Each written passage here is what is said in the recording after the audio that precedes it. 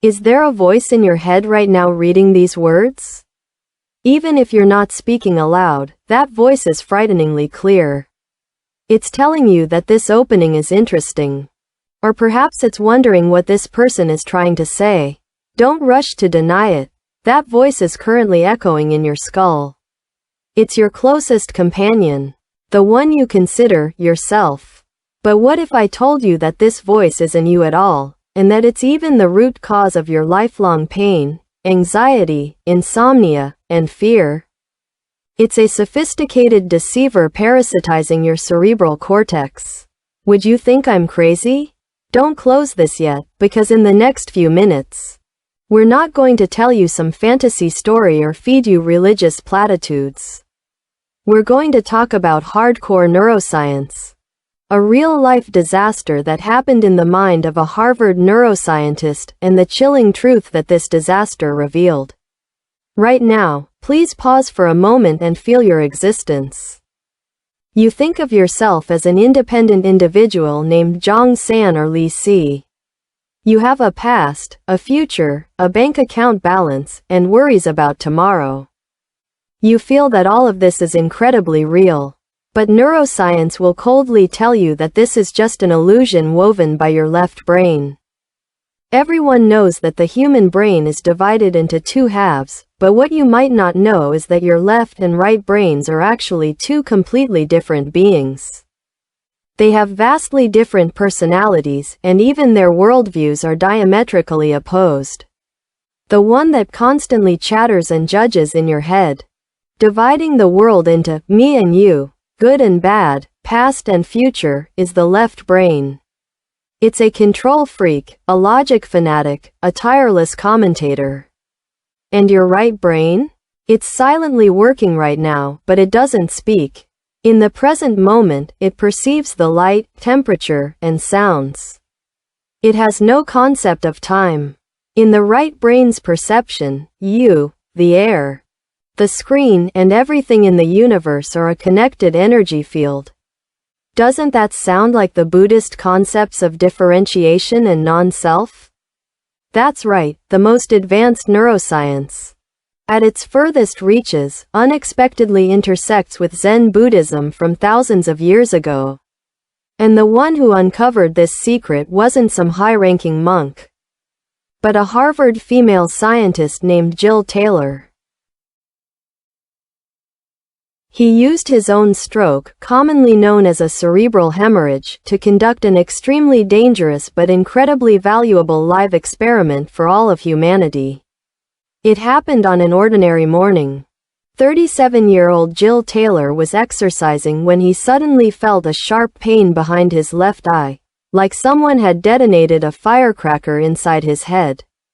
As a brain scientist, he was still calmly analyzing the situation. It was a strange vasoconstriction, but soon reality began to crumble. He went into the bathroom to turn on the faucet, but encountered a bizarre phenomenon.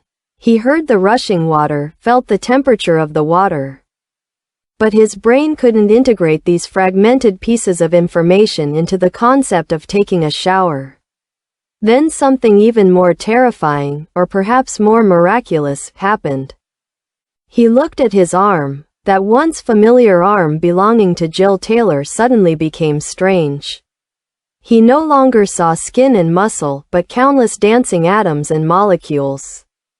He found that the edges of his body began to blur, like a drop of ink dissolving into the ocean. He couldn't feel where his hand was, where the wall was. He merged with the bathroom wall, the shower water, and the air. In that instant, the incessant voice in his head, the radio station of his left brain, went silent. Try to imagine, if the voice in your head that is constantly judging whether you're doing things right, whether you said something wrong, or what to do about tomorrow's meeting, were forcibly silenced. You would panic, right? Jill Taylor thought he would, but the opposite was true. Conversely, when the self-function of the left brain shut down, when the label of me was torn away, she fell into an unprecedented, immense, overwhelming tranquility. There was no past because the left brain's hippocampus, responsible for storing memories, was offline. There was no future. Because the prefrontal cortex, responsible for planning and anxiety, had also disconnected. Only the pure present remained. He described that feeling as sheer bliss, as nirvana. In the bathroom. It was a life or death moment, but his heart was rejoicing. Wow, this is so wonderful, this is so peaceful. Isn't it ironic? We spend our entire lives pursuing so-called happiness, peace, and liberation. We work desperately to earn money, buy houses, and even meditate in remote mountains and forests. But in the end, this ultimate sense of happiness has always been hidden within our skulls, in that silent corner of the right brain, only to be blocked by the domineering and noisy left brain. We are like beggars guarding a gold mine, being fooled by our own left brain. At this point, you might ask, since the left brain is so bad, why don't we just cut it out? Wouldn't it be better for everyone to live in a state of bliss? Don't be silly, things aren't that simple. If Jill Taylor remained in that state forever, she would indeed be very happy. But she would also become a drooling, helpless vegetable, unable to care for herself. In that state of oneness with everything, she wouldn't even be able to make an emergency call. Because making a call requires distinguishing between me and the phone, and requires logical sequence, and all of these are the work of the left brain. Jill Taylor's most harrowing struggle that morning wasn't a fight against death, but a constant oscillation between two worlds. Whenever her left brain briefly reconnected, that rational voice would scream, "Jill, get help. You're going to die." And she would be painfully dragged back from bliss into this reality of limitations and separation. Struggling to decipher the doctor's phone number on a business card. But after that brief moment of effort, her left brain would shut down again. And she would slip back into that boundless sea of cosmic energy. This is the ultimate metaphor for human existence. We depend on our left brain for survival. We need it to distinguish traffic lights, to remember bank passwords, to differentiate between the road and pedestrians. The left brain is our survival space, allowing us to be efficient individuals in this material world. But this tool is too powerful, too domineering. It has usurped its humble role as a secretary and become a tyrant. It's not content with merely processing survival information, it begins to weave stories. Listen up, this is the first key point today. Your left brain is essentially an interpreter, a scriptwriter that constantly lies to make the world seem rational. Have you ever had this experience? You inexplicably get angry at someone, and afterward, you can always find 100 reasons why, because they spoke in a bad tone, because it was too hot today. But the real neurological reason might simply be that your blood sugar was low, or that a certain perfume scent on the other person triggered some unpleasant subconscious memory from your childhood. But the left brain doesn't care about these things. It has to give you a logical explanation to maintain the illusion that you are a rational person. All our suffering comes from the left brain's overinterpretation. Your boss glanced at you without saying anything. The right brain sees that the boss's eyes just swept over you. This is just a physical fact. But your left brain instantly explodes. Is he dissatisfied with me? Did I do something wrong? Was that PowerPoint presentation not good enough? I'm going to be laid off. What about the mortgage? Even if the boss was just tired from not sleeping well last night and his eyes were dry. Your left brain has already staged a tragedy in your mind that even Shakespeare couldn't write. Because of this imagined disaster, your heart races, your cortisol levels spike. And you suffer from insomnia all night. What is this called? This is called self-inflicted suffering. Buddhism says that all sentient beings suffer. But this suffering isn't about not having money or power. It's about being held captive by this interpreter in your brain. living in the script it weaves rather than living in the real world. Jill Taylor spent 8 years piecing her shattered left brain back together, little by little. She had to relearn how to speak like a baby, relearn what I means. But this return brought with it a shocking secret. She was no longer a slave to her left brain, because she had experienced the bliss of the right brain. She knew that this blissful world was always available. Now she possesses a godlike perspective. She can consciously choose to switch between perspectives. When she's stuck in traffic on the highway, her left brain starts to roar, "Why am I so unlucky?" She would immediately notice if she was running late, then tell her left brain, "Hey, thank you for the reminder. But I don't need to be anxious right now." Then she would take a deep breath and switch to her right brain. Instantly, the traffic jam was no longer a disaster, but a moment of leisure to appreciate the clouds and feel the texture of the steering wheel. Do you feel a little envious, even a little jealous? Do we all have to suffer a stroke to gain this superpower? Of course not. Jill Taylor returned to write books, give speeches, and even stand on the TED stage with a real human brain specimen. All to tell us that you don't need brain surgery, you just need to open your mind. So-called enlightenment doesn't mean becoming an ethereal immortal detached from worldly affairs, but becoming the master of your brain, not its victim. Let's play a game. Right now, this very second, try to shift your attention away from the content of this text and onto your left thumb. Stare at it, feel its texture, feel the temperature of your fingertip, feel the blood pulsing within. When you concentrate fully on this, even for just a few seconds, did you notice that incessant chatter in your brain? For that brief moment, it was gone. No worries, only the sensation of your thumb. That's the right brain mode. Isn't it simple? So simple it's hard to believe. We always think that spiritual practice requires overcoming countless difficulties, suffering, and asceticism. But the distance between heaven and hell is only a few micrometers, the distance between the neural circuits of your left and right brains. But why can't we always do it? Why do we always inevitably revert to wallowing in the cesspool of our left brain? Because we're addicted. We're addicted to pain, we're addicted to our sense of self. If you no longer worry about the future, no longer dwell on the past, no longer judge others, that ego will feel extremely insecure. If I'm not anxious, do I even exist?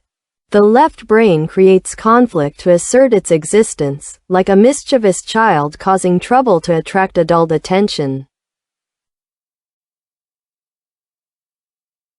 The internet today, especially social media, is a massive carnival for the left hemisphere of the human brain. Every trending topic, every provocative headline, is precisely designed to stimulate your trust and feed your left brain's judgment mechanism. You click on it with anger, taking sides, and commenting, thinking you're thinking, but in reality, you're just being led by the nose by algorithms and the collective left brain's electrical currents. You think you're seeing the world, but you're only seeing a regurgitation of emotions. Jill Taylor's prescription, both scientific and Zen-like, is called the 90-second rule. It's a physiological principle. When an emotion, such as anger, anxiety, or fear, is triggered by external stimuli, the related chemicals flow through your bloodstream and are metabolized in just 90 seconds. Physiologically, any emotion only lasts 90 seconds.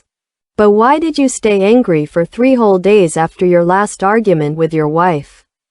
Why are you still bothered by an embarrassing incident from 10 years ago?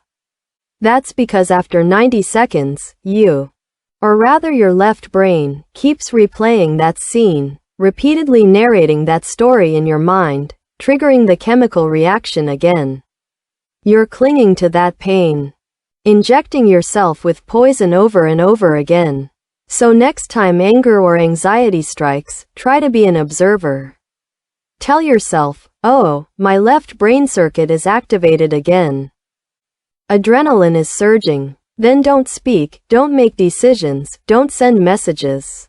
Look at your watch, count 90 seconds, take deep breaths, feel your feet on the floor, listen to the birds outside. Let that physiological reaction rise and fall like a tide, without adding to it. It will naturally disappear. This is non-attachment, this is letting go. This doesn't rely on moral cultivation. It relies on a profound understanding of physiological mechanisms. I want you to consider a deeper question. If the left brain creates my illusions, and the right brain connects to the totality of the universe, then what happens when you die? According to Jill Bolte Taylor's experience, death may not be the end, but rather the complete shutdown of the left brain's interpreter. When the voice that confines you to your small body finally ceases, what remains may be the infinitely vast and eternally peaceful state of the right brain. Perhaps death is a return to that bliss, which sounds more concrete and reassuring than any religious description of heaven. Of course, we are still alive, we still have to pay rent, and we still have to deal with the mundane details of life. But knowing about the existence of this brain mode is itself a great liberation. It means you have an escape route. When you are overwhelmed by the burdens of life, when you are surrounded by the gossip of others, when you feel that the whole world has let you down, remember that you can always press that pause button. Even if it's just for a moment while drinking coffee, focusing on the aroma of the coffee. Even if it's just for a moment while walking, focusing on the feeling of the wind on your face. In that moment, you are Buddha. In that moment, you are the universe. Don't underestimate these fragmented right brain moments. They are the breathing holes in your life. If life is compared to a long, suffocating dive, these moments are when you surface to catch your breath. If you don't learn to breathe, you will eventually drown in the abyss of anxiety created by your left brain. Speaking of this, don't expect me to give you an ultimate guide. Like how many minutes to meditate each day or what mantras to chant. I won't give you one, because as soon as I give you a fixed routine, your left brain will immediately jump in. Okay, I need to add this to my to-do list, I need to strive to do my best, and if I can't, I'll feel guilty. See? The left brain wins again. It turns spiritual practice into a task, a new source of anxiety. So true wisdom is playful. It's about being able to smile and laugh at your left brain when it's raging. Hey, old friend, you're getting a little too excited, aren't you? It's about looking at yourself in the mirror without judgment or criticism, but seeing the miracle of life, like Jill Bolte Taylor seeing her own atoms. You need to learn to treat your left brain like a scoundrel. Listen to it, but don't take it too seriously. Use it for work, but don't give it your heart. You should reserve your true love for your right brain, for those useless, beautiful moments of the present. At the end of this article, I don't want to summarize anything or draw any conclusions. I just want to leave you with one action, an action you can do right now, immediately.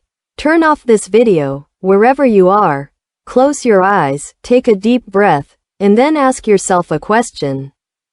But don't answer it with words, just feel it. If I don't think about the past or the future, what am I lacking in this moment? Listen to that silent voice. Good night.